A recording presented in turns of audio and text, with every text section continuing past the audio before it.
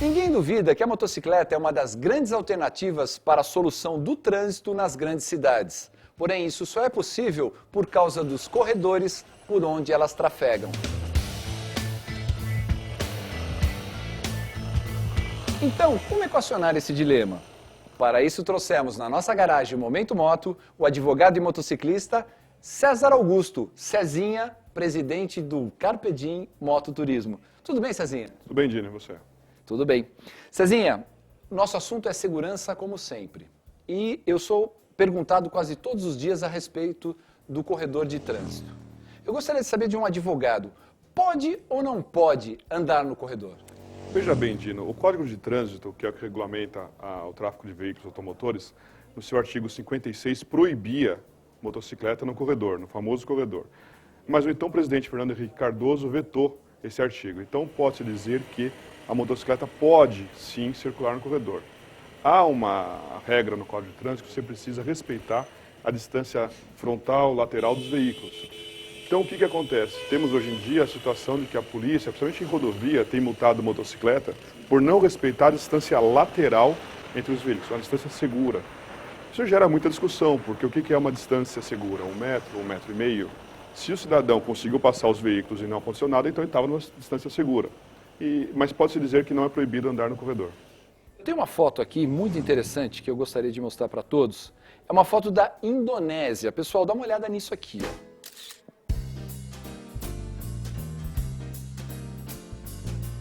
Nessa foto, Cezinha, fica claro, nítido, que na Indonésia é proibido o uso do corredor de trânsito. É um total caos, não é mesmo? Na sua opinião? Sim, com certeza. Mas aí é o perfil de cada país. Eu entendo que se fosse permitido, estaria talvez até pior. Nesse caso específico, eles têm umas faixas de moto, e o que fica parado é a faixa de moto também. Essas mesmas motos no corredor talvez fosse pior. O fato é que aqui no Brasil nós temos, acho que em São Paulo, dois locais que tem faixa de moto, né? Que se mostrou bastante viável, uma faixa estreita, mas dá para circular a moto numa velocidade boa e evita problemas. Mas, mesmo assim, por conta da falta de educação de uma forma geral do motorista, etc., nós tivemos um caso de falecimento aqui na Sumaré, em que um carro invadiu a faixa de moto, atropelou os motoqueiros e acabou que 2 morreram, 1 ou 2 morreram. Você usa o corredor de trânsito? Com certeza, eu uso o corredor, mesmo porque a finalidade da motocicleta é da agilidade. Se eu tiver que andar como se carro fosse, eu vou de carro. Não precisaria ter a motocicleta. O que a gente percebe aqui é que o cidadão entra num corredor de trânsito a 70, 80 km por hora. E a gente sabe que isso é um perigo muito grande, porque você, meu amigo motociclista, se você fizer isso e vier a sofrer um acidente a 80 km por hora num trânsito, você não vai ter uma segunda chance para andar de moto, não é verdade? Com certeza, veja só. É questão de física, o seu corpo multiplicado ali pela velocidade e o carro parado ou em movimento, é o impacto que você vai sofrer. E fatalmente vai se machucar, vai se acidentar e se tiver com sorte talvez fique aleijado. A possibilidade de morrer é muito maior. É por isso que nós temos em São Paulo um morto por dia, no mínimo, em acidente de moto de forma geral. Mas, com certeza, 98,5% é no corredor. Você daria algum conselho para aquele que pega o corredor? Respeito. Você é o menor. Você é a parte mais fragilizada na situação. O carro sempre vai ser maior. Infelizmente, nós temos a regra do mais forte. Então, o carro, nem todos os motoristas respeitam a moto. Então, atenção no retrovisor, atenção na faixa. 2 faixas de veículo, se uma para, a possibilidade de um carro tentar trocar de faixa rapidamente é muito grande. Então olhar o retrovisor do carro, olhar o pneu se está torcendo ou não. E a distância, né? A distância da moto da frente, porque o nosso período de frenagem é muito diferente de um carro. Se você está andando atrás de um carro, o carro freou com tudo, você não vai ter o mesmo espaço, você vai encher a traseira do carro. Ou da moto, se estiver colado, e a gente vê engavetamento de moto no corredor. Quer dizer, está todo mundo ali a 300 por hora, de repente um para, o último lá não consegue parar e vai todo mundo para o chão. Para aquele motorista que normalmente nos deixa espaço para que nós possamos passar no corredor, fica uma dica muito interessante de não alinhar um retrovisor com o outro. Porque se o retrovisor desse carro estiver alinhado com esse, quando você vem de moto, você não consegue passar com o guidão. Ao passo que se ele tiver 10 centímetros para frente ou 10 centímetros para trás, você pode automaticamente desviar. Você não acha interessante esse conceito? Você zigue-zagueia entre os veículos e consegue sair.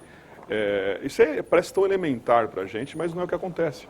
Se você está na faixa da esquerda, joga mais para a esquerda para deixar o espaço para a moto passar. Se você é o da próxima da direita, deixa a moto passar. No fundo, ele só quer passar. Ele só quer passar, o cidadão quer ir embora, ele tem que tocar na vida dele. E você está ali atrapalhando. Fazer o quê? Deixa o cidadão passar, ele vai ser feliz, você vai continuar seguindo o seu caminho e um acidente a menos ocorre. Nós estamos falando de outros países, eu queria que você me desse o exemplo dos Estados Unidos, onde, segundo eu sei, não é permitido o corredor. Você tem uma experiência lá, não tem? Isso. Eu já rodei por vários estados americanos e a maioria esmagadora proíbe moto no corredor, exceto com o trânsito parado. Na Califórnia, se o trânsito é parado, você pode devagar circular pelo corredor. Engraçado, porque normalmente o corredor é proibido e o capacete é permitido, né? Que é o contrário. Numa oportunidade, em 2008, eu parei para um policial, um trânsito qualquer, e perguntei para ele o que aconteceria se eu fosse pego no corredor.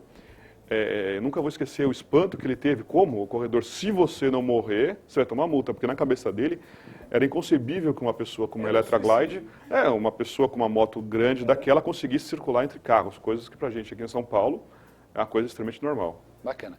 Então, o conselho maior que nós podemos dar ao motociclista, principalmente o iniciante, porque o iniciante, é interessante esse processo, né? Num primeiro momento, ele tem medo de entrar no corredor.